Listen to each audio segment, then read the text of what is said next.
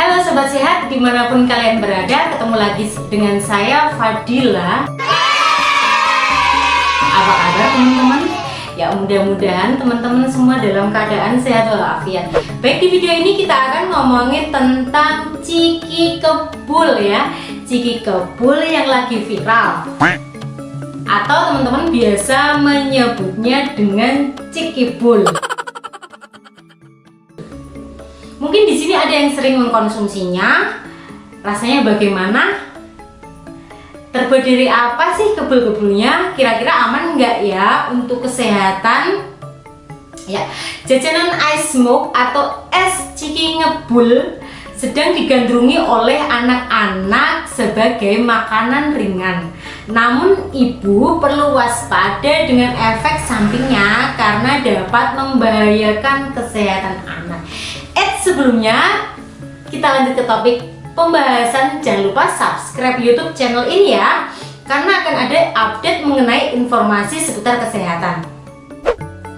Es smoke atau es ciki kebul banyak disukai terutama pada kaum anak-anak.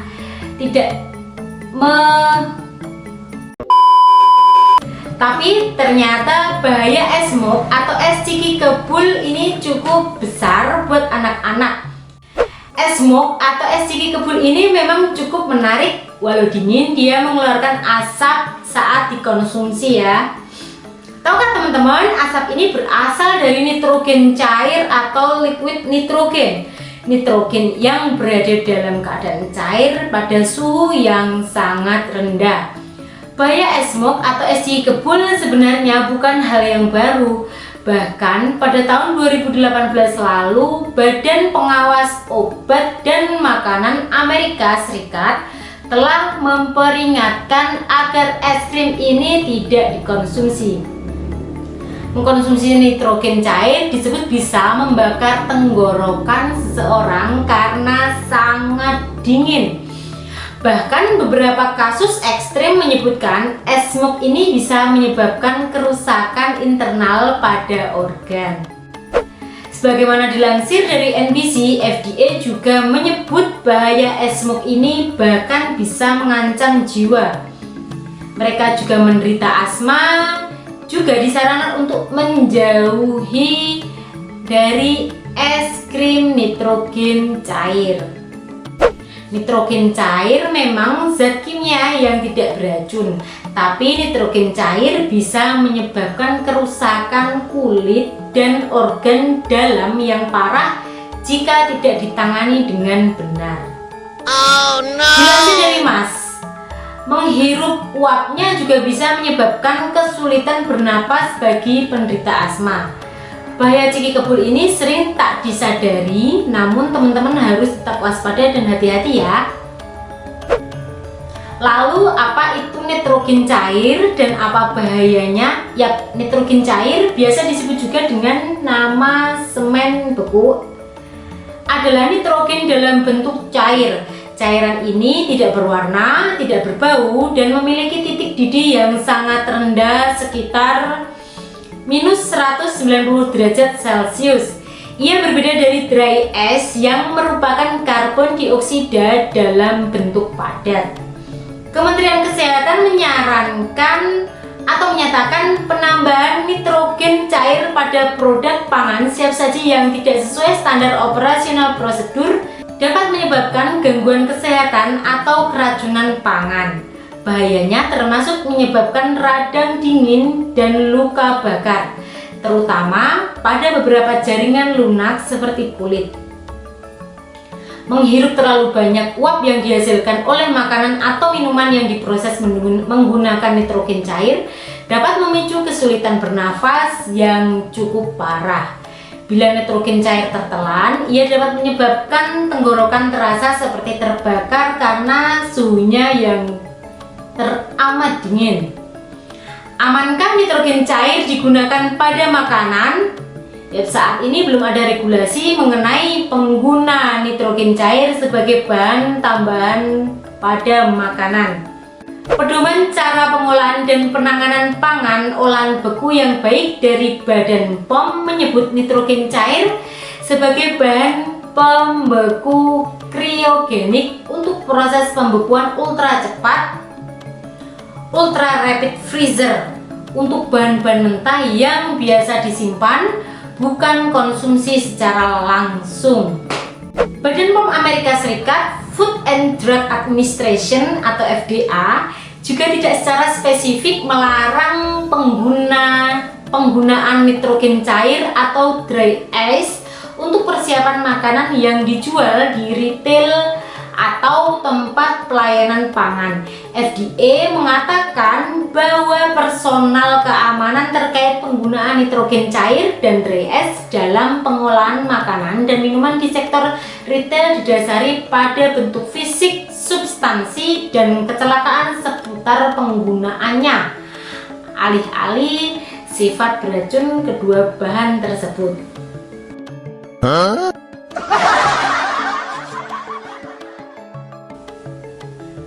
Pada 2018, FDA memperingatkan konsumen dan pedagang tentang potensi luka parah akibat memakan, meminum, atau memegang produk makanan yang disiapkan dengan menambahkan nitrogen cair tak lama sebelum dikonsumsi. Karena nitrogen cair mungkin belum sepenuhnya menguap ketika sampai ke konsumen atau menyebabkan temperatur produk sangat rendah sehingga berisiko menyebabkan luka. FDA menyarankan agar pedagang meminimalkan risiko nitrogen cair tidak sengaja tertelan atau menyentuh kulit, antara lain dengan menerapkan prosedur dan pelatihan pada pegawai yang menangani nitrogen cair dan memberi peringatan kepada konsumen di area tempat nitrogen cair digunakan untuk menyiapkan makanan. Lembar data keselamatan bahan atau yang disingkat LDKP nitrogen cair dengan jelas mengatakan bahwa orang yang menangani nitrogen cair harus mengenakan sarung tangan, sepatu pelindung, dan kacamata demi mencegah kulit melepuh dan iritasi mata.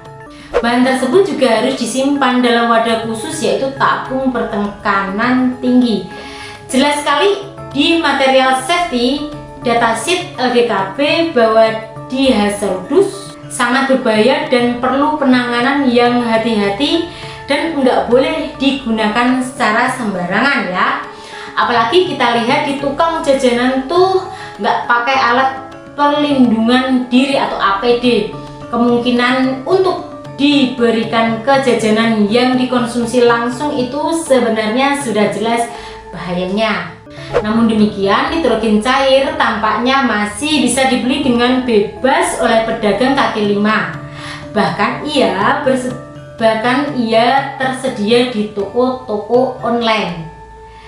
Siapa yang bertanggung jawab mengawasi jajanan anak? Ya, pengawasan makanan siap saji menjadi tanggung jawab pemerintah daerah melalui Dinas Kesehatan. Namun pengawasan belum efektif karena komitmen dari Pemda berbeda-beda. Badan POM itu bisa melakukan pengujian makanan jajanan, tapi dia tidak bisa memfollow up dari temuan-temuan pengujian tadi ya. Kemudian dari temuan Badan POM itu diserahkan ke Pemda. Cuma Badan POM mengeluh karena hanya sekitar 10% Pemda yang memfollow up.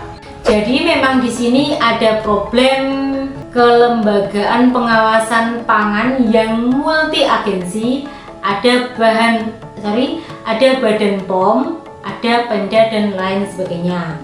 Pengawasan ini penting karena anak-anak kita tidak tahu dan tidak mengerti mana yang baik dan mana yang berbahaya bagi kesehatan. Anak-anak umumnya tertarik pada warna, bentuk, atau keunikan makanan. Kita khawatir ada jenis jajanan lain yang juga mengandung zat berbahaya bagi tubuh. Kemenkes juga telah meminta rumah sakit dan dinas kesehatan di daerah untuk melapor ke Direktur Pelayanan Kesehatan Rujukan jika menemukan kasus keracunan jajanan berasap akibat dicampur nitrogen cair. Badan Pengawas Obat dan Makanan menerbitkan pedoman mitigasi risiko nitrogen cair pada pangan olahan menyusul sejumlah kasus keracunan terkait jajanan Ciki Kebul. Pedoman tersebut berisi cara penggunaan nitrogen cair yang benar dan sesuai standar keselamatan. Itu termasuk menggunakan nitrogen cair yang food grade dan disimpan dalam tabung dengan suhu minus 50 sampai 52 derajat Celcius. Adapun orang yang menangani nitrogen cair wajib mengikuti pelatihan terlebih dahulu dan ketika bekerja harus menggunakan alat pelindung diri. Pedagang juga wajib membuat peringatan yang diketahui konsumen bahwa makanan tidak boleh dikonsumsi dalam kondisi saat dingin. Jadi setelah jajan Ciki Kebul kan yang seru tuh asap-asapnya ya ketika kita makan, kayak asap kayak apa, seru gitu. Nah tapi hal itu yang sangat tidak direkomendasikan ya, karena terlalu kondisinya sangat dingin. Kemudian bagaimana mengetahui dia tidak boleh ada asapnya, maksud saya. Jadi harus didiamkan dulu, tidak boleh langsung dikonsumsi sampai uapnya hilang. Jadi yang betul itu asapnya dibiarin ngebul dulu, baru boleh dimakan. Sementara bagi konsumen, anak-anak yang mengkonsumsi makanan yang disiapkan dengan nitrogen cair harus didampingi orang tua dan mereka harus tahu bahwa nitrogen yang masih berbentuk cairan tidak boleh dikonsumsi. Nah, oke, itu dulu ya. Nah, itu tadi beberapa penjelasan mengenai bahaya konsumsi Ciki Kebul serta bagaimana sih kita harus, maksudnya bagaimana yang harus dilakukan ketika kita jajan Ciki Kebul sampai pada saat yang akan kita konsumsi. Nah, jajanan yang sedang viral ini karena belakangan ini sedang marak-maraknya digandrungi oleh anak-anak, remaja, dan orang dewasa sekalipun. Mungkin teman-teman mau menambahkan atau mungkin ada pertanyaan terkait topik yang saya bahas barusan, boleh komen di bawah dong. Yap, don't forget to like, subscribe, and share this video. Salam sehat karena sehat adalah gaya hidup. See you guys.